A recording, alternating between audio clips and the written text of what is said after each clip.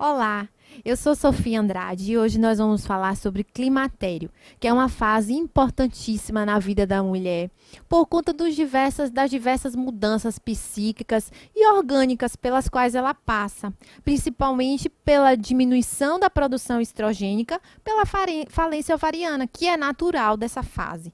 O climatério nada mais é do que uma transição entre o período reprodutivo e o período não reprodutivo. E o grande marco dessa fase é a menopausa, que acontece naturalmente entre os 40, e os 52 anos. Quando abaixo dos 40, a gente considera uma menopausa precoce. Quando acima dos 52, uma menopausa tardia.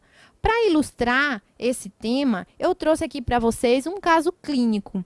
Depois de falar sobre esse caso clínico, nós vamos falar mais um pouco sobre esse diagnóstico de climatério, sobre alguns sinais e sintomas, também os principais sinais e sintomas associados a essa fase. Posteriormente, falarei sobre as principais patologias associadas. Na sequência, os exames complementares que devemos pedir para esse tipo de paciente e algumas condutas gerais. Bom, nós estamos então no ambulatório de ginecologia e temos uma paciente de 52 anos que vem com a seguinte queixa: fogachos há 4 meses. Os fogachos nada mais são do que alguns calorões que a paciente sente por conta de reações vasomotoras, pela diminuição da produção estrogênica. Esses fogachos, eles vão e vêm, não ficam o tempo todo e duram mais ou menos durante o período de climatério, cerca de 1 a 3 anos, a depender da situação de cada paciente. Então, vamos lá. Além de fogachos, ela também refere insônia, irritabilidade e diminuição da libido. Então, veja quantos sintomas de uma vez, né? Em cerca de 4 meses, a paciente vem sentindo uma série de novos sintomas e isso, de certeza, vem alterando a qualidade de vida da paciente, a qualidade sexual dela, do casal, né? De forma geral. Bom, ela é uma paciente tessigesta tessípara. De antecedentes ginecológicos, ela refere que a última menstruação foi há 1 ano e 6 meses, já há um tempo, né? Negou outras patologias ginecológicas, outras patologias gerais também. Bom, no exame físico geral, o que a gente nota é que essa paciente tem uma pele ressecada, certo? Mas nada digno de nota. No exame ginecológico, ela tem uma vulva hipotrófica e o que mais que a gente observa? Que na passagem do espéculo existe um desconforto, uma certa dor ao passar o espéculo pela diminuição da elasticidade vaginal e também pela diminuição da lubrificação. O colo dessa paciente também está mais hipotrófico e o orifício externo a gente observa de forma mais puntiforme. Bom, ao toque vaginal, nada digno de nota também. E aí vem então o nosso diagnóstico de climatério, dessa fase de transição. Sempre observe a paciente no climatério não como uma paciente com um sintoma específico, mesmo que ela só venha com um sintoma, né? Porque você sabe que existem diversos sintomas que irão se associar a esse sintoma inicial. Então veja essa paciente como, na verdade, com um status sindrômico, certo? Observe que existem algumas patologias que você já tem que ir pensando e associando ao climatério. Apesar de que o climatério não é uma doença, volto a frisar isso, é uma situação natural, mas que está associada a algumas patologias. Com relação ao diagnóstico de menopausa, a menopausa é um diagnóstico retrospectivo. Por quê? Porque a menopausa seria a última menstruação da paciente. E, na verdade, a gente só consegue dar esse diagnóstico de última menstruação depois que se passam 12 meses, né? A paciente tem que ficar pelo menos 12 meses sem menstruar. Aí sim, de forma retrospectiva, você fala para a paciente: olha, você passou da sua menopausa, você está numa situação pós-menopáusica, certo? Bom, aqui eu trouxe para vocês essas imagens só para ilustrar a situação que acontece com o nosso ovário. Então, o ovário, ele entra em falência, ocorre uma diminuição na produção estrogênica e a hipófise, numa tentativa frustra, aumenta a quantidade de FSH, do hormônio folículo estimulante, para tentar estimular um pouco mais esse ovário. Mas, como o ovário entrou em falência, isso não vai acontecer de forma eficaz. Então, Resumindo, o nosso diagnóstico vai ser dado através da nossa anamnese, somado aos nossos achados de exame físico, e podemos também lançar mão desse hormônio que é o FSH, o hormônio folículo estimulante, que na menopausa normalmente está acima de 25, certo? Bom, dos principais sinais e sintomas, já falamos de alguns deles aqui, mas vou enfatizar um pouco mais. Insônia, os próprios fogachos, a perda da libido, o ressecamento vaginal, irritabilidade, a paciente também vai referir, queda do humor, né, os sintomas depressivos, hipotrofia da genitália, ressecamento da pele, e ela também vem relatar para você artralgias algumas vezes, certo?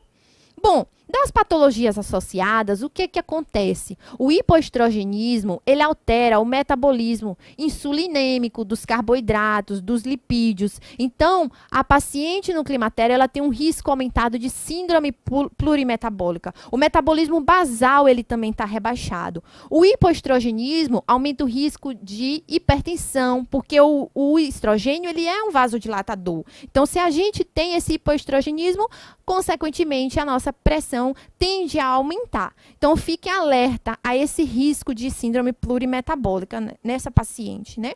Além disso, nessa faixa etária, a incidência de câncer de mama, câncer de ovários, cânceres ginecológicos, né? Câncer de endométrio também está aumentada. E assim também acontece com a osteopenia e osteoporose. O hipoestrogenismo diminui a densidade mineral óssea, porque aumenta o turnover ósseo, aumenta a meia-vida dos osteoclastos. Então, esse risco também está aumentado e você tem que ficar alerta, mesmo que a paciente não venha com uma queixa relacionada a essa patologia.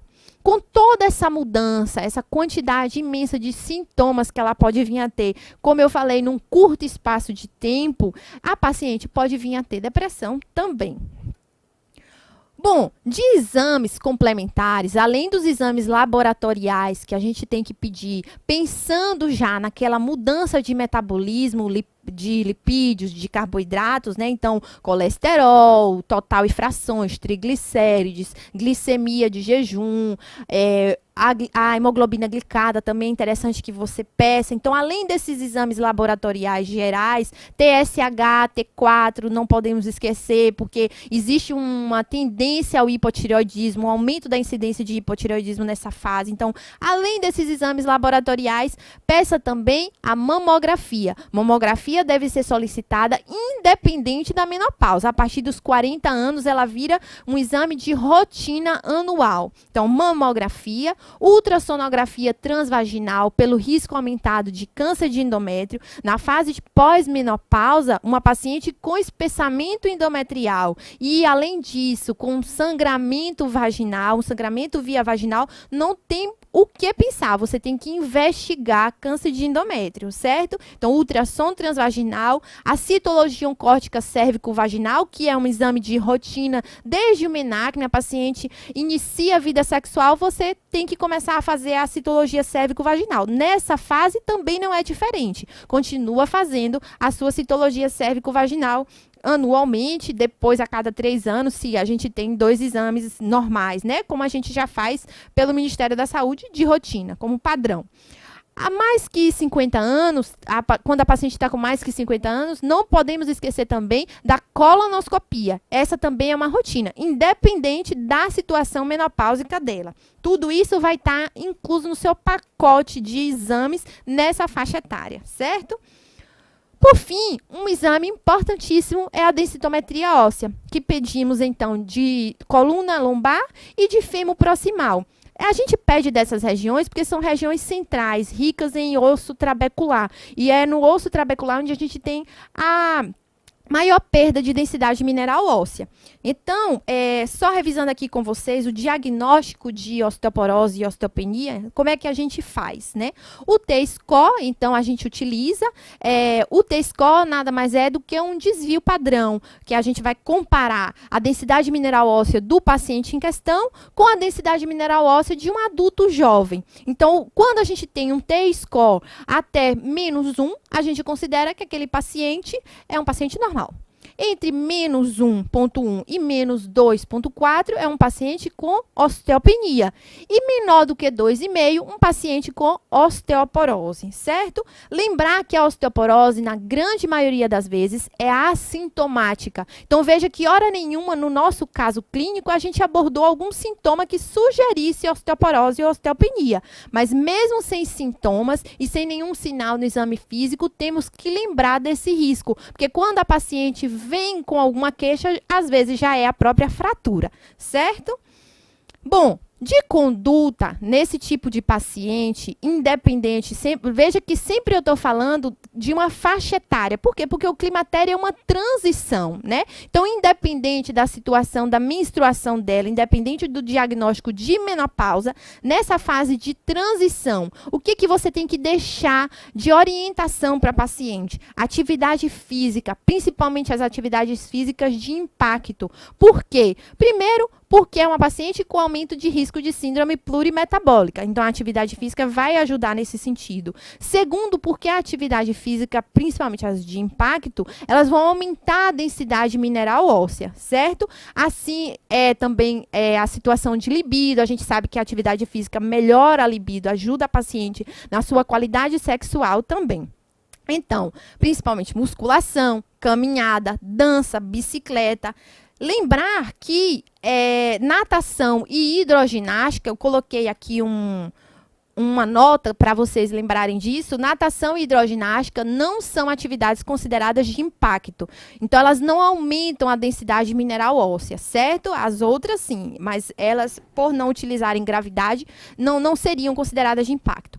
Dieta rica em cálcio também. Isso é super importante. Onde que a gente vai encontrar o cálcio? No leite desnatado, no queijo branco, no iogurte desnatado, nos verdes folhosos escuros, no grão de bico, linhaça. Veja quantas coisas são ricas em cálcio, sempre lembrando dos desnatados, né? Que essa paciente tem uma tendência à dislipidemia. Então, reforçar essa ideia para elas, tá bom?